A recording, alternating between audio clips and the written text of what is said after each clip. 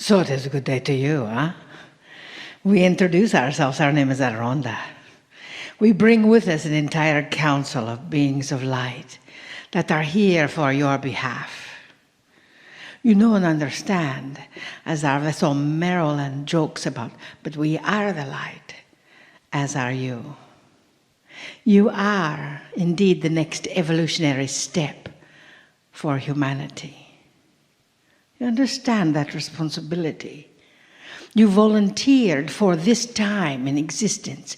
You volunteered to come here on this planet at this point in time with the catalyst of change as a leader.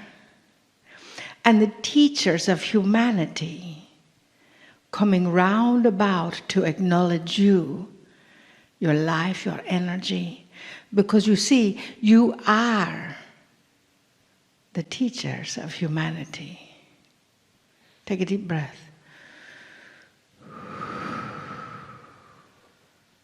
We ask our vessel Marilyn to do many things for us. We asked her to select a card. And she says to us, well, the card is in the suitcase in the car. I'm not going to run out and get it. And she says, there are other ways. You have a telephone app about mastery and of affirmations from our dear friend Cryon. So we pulled an affirmation, a new thought for yourself. And we want you to understand exactly what this new thought is, because it is not anything new, it is something that is quite old. But we believe that many of you might have forgotten it. And that thought is, take a deep breath, breathe it in. I am grateful for all the wonderful things in my life. The universe gives me countless blessings. Now we understand in that energy that as the universe gives us countless blessings, sometimes those blessings seem to be so infinite in their possibilities. And sometimes those blessings seem to be maybe not quite so much like a blessing. Huh? You know, when something really horrendous happens. And that does, yes? You know it does. How can, when something really bad appears in your life, or it appears to be bad, how can that be reality? We had a dear friend recently riding his bicycle, healthy, fit person, and stopped to check his tire and had a heart attack and died right there on the spot. How can that be a blessing? Take a deep breath. You see, that is a part of the teachings. That is a part of the energy and the information. Because he volunteered for that mission, yes? He raised his hand and said, okay, I'll be riding on my bicycle at this point in time, and this is what is going to happen. Or maybe something else would happen. So he can indeed help from the other side. And how many of the people in his circle then went to the doctor to have their heart checked out, huh? That is how it works, you see. Someone volunteers and says, let me help teach you something. Let me help teach you something that will be important to you at some point in time. We know his wife did. We know his relatives did. We know his other friends and family immediately went to have their bodies checked out. So it may have prevented many things from dominoing. Do you understand what he volunteered for? You see, now, you do not have to take the same volunteering. You do not have the same, you understand that, right? That is negotiable, what you volunteer for. So you are those teachers, however. You are those beings of light that are the spotlight. You know, when we come into a group like this, we see one of those big spotlights that they have at grand openings that light up the sky. And that is what you are. You are that spotlight that lights up the sky. Did you know that people who see your energy, that is indeed what they see? Because you are their teacher. You are their experience of what is happening on this planet.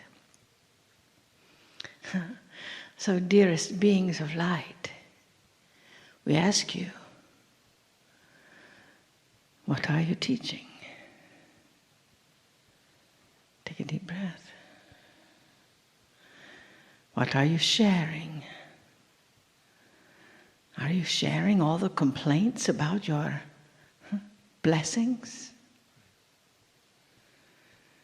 Are you sharing all the pain and agony that you have maybe suffered in your life? Whatever. Stop telling that old story. Instead, it's time to create a new story. Understand, every single thing that happens in your world is significant. Trust that. And we will tell you more later. We love you very much. We see who you are. We see your love, your light, your pain, your joy. And we'll expand that joy as much as possible. We bid you namaste.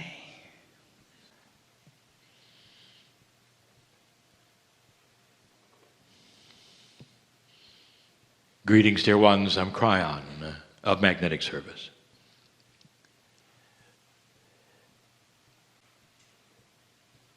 So many times I have said this, and some of you understand it. I know your soul. I know your soul because it is allied with mine. And there would be those who would say, wait a minute, Kryon, do you have a soul? The answer is yes. You don't have to be a human to have a soul. The soul, as defined, would be the piece of divinity, of the source that you are as you walk here. If you know of the cycle that some of you have called reincarnation, it's actually misnamed. It's you returning, revitalized yet again from the source with the same soul. How many lifetimes have you lived? You had the same soul in all of them. Would it then make sense that this same soul would have a history that you might even be able to access, called the Akash? And in this room, there are old souls. And that means that you've been here a lot. The soul of Kryon simply says it is one of the pieces, like yours, of the divine source. You might even say that although I'm not apparently human, that I am a sister and I'm a brother to all of you, like you are to one another in the room. I want to impress you on that before I start the real message.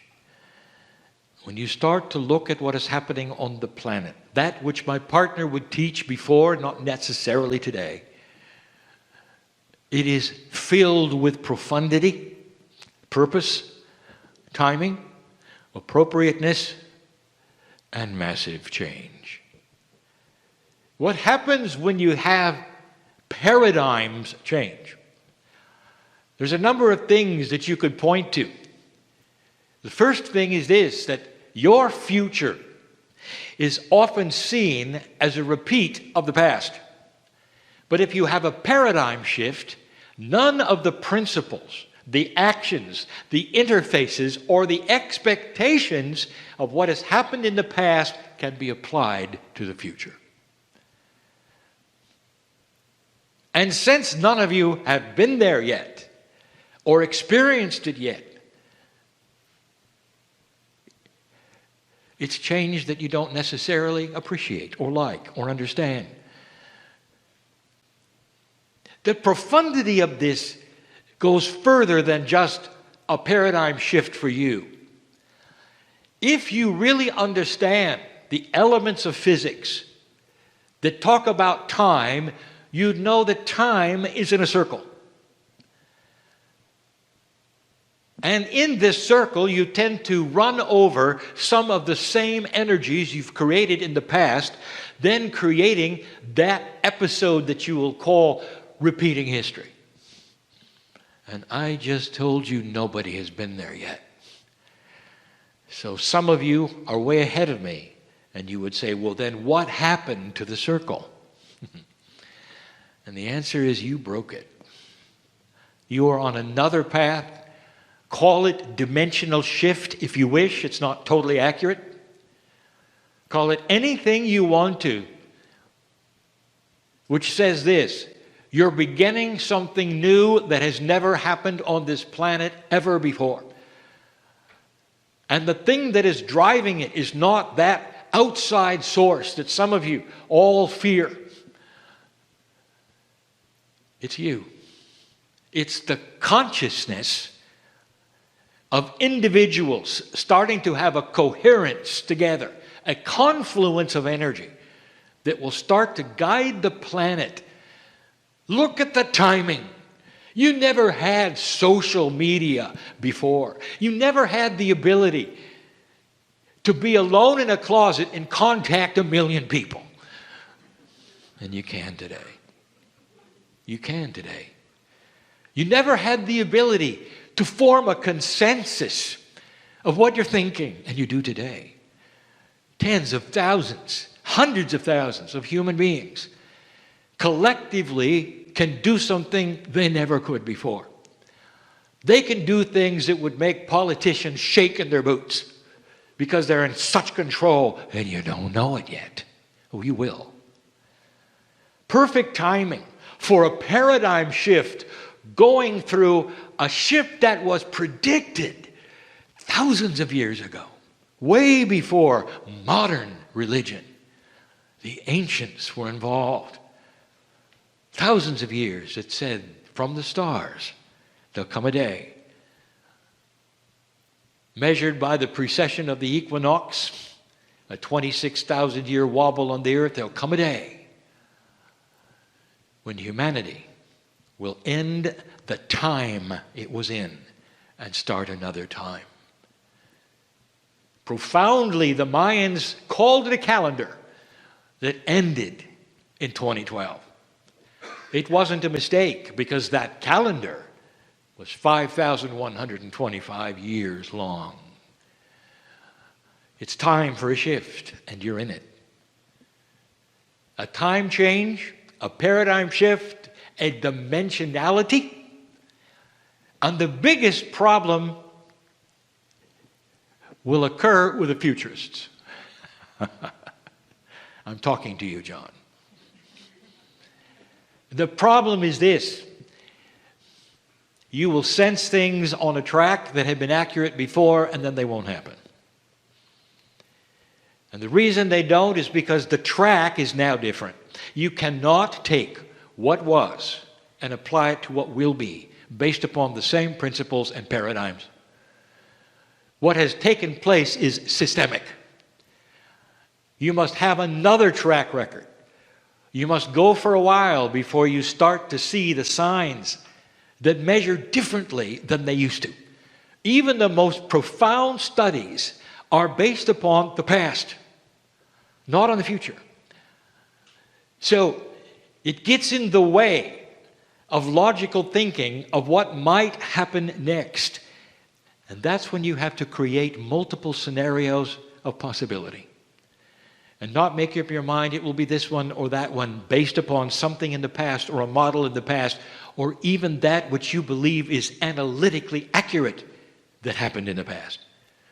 Human nature itself will change. And how in the world do you track that? What are the data points that you will come in agreement with a paradigm that has not been, featuring human nature that has shifted and changed.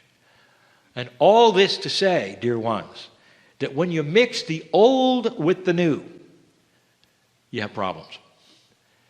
Moving into the new energy is difficult. And some will see it as frightening and scary because the rudder that you counted on in the past, at least you knew who would do what and behave this way, is gone. The rudder is missing. A new rudder is being built called the paradigm of how humans think, what they want, and what they can collectively do in a new time, in an age where coherence is being measured between the consciousnesses of countries. It's different. And that brings me to you. And Aranda said, you're not here by accident. I will tell you this, more than volunteered to do this, you stood in line to be here. Because you didn't want to miss this, which you've lived lifetime after lifetime in the old energy. To miss the potential that you would go through something this shockingly different. You wanted it, and you're here. The veil hides so much from you, but let me ask you, why do you sit in the seats? What has awakened you? Why do you feel a little different? What brought you to these messages? Was it the compassion? Was it the love? Then you responded to the correct things, because that's who you are. You're an old soul. And you are the ones, singularly, one by one, perhaps by the tens of thousands, perhaps by the millions, who will change that coherence of the planet, that confluence of thought of the planet. And when that begins, you're going to see something. It's catchy. And we've said this before. Indeed, the ones with old energy eventually will die out. They'll carry it to their grave. They'll try to do this and that and force this and that. You'll see the last of the old guard, the last of the Illuminati, the last of this and that that you've known forever controlled humanity. And in its place are things you didn't expect. And that's why you've got to make things up with your intuition, John, of what might happen, not logically based on human nature, but based on the intuition you would have that brought you to the planet to be a futurist. Some of the things not measurable at all are already inside you, given to you as a futurist, where you can project things without data, and then they will happen. I don't want to frighten you, but that's called channeling. It's beautiful, isn't it? To know that you're moving from a darker place to a lighter place. That the magnetic grid has changed for you to accomplish this. That the place in space that you are as a solar system is different to accomplish this. That the stars align to accomplish this. Right place at the right time. Don't fear what you signed up for. I want you to start examining yourself. We'll talk about that later. The next channel, this day, tonight. That's who you are. Ancient, appropriate, beautiful, prepared, experienced, compassionate, and awakening. And so it is.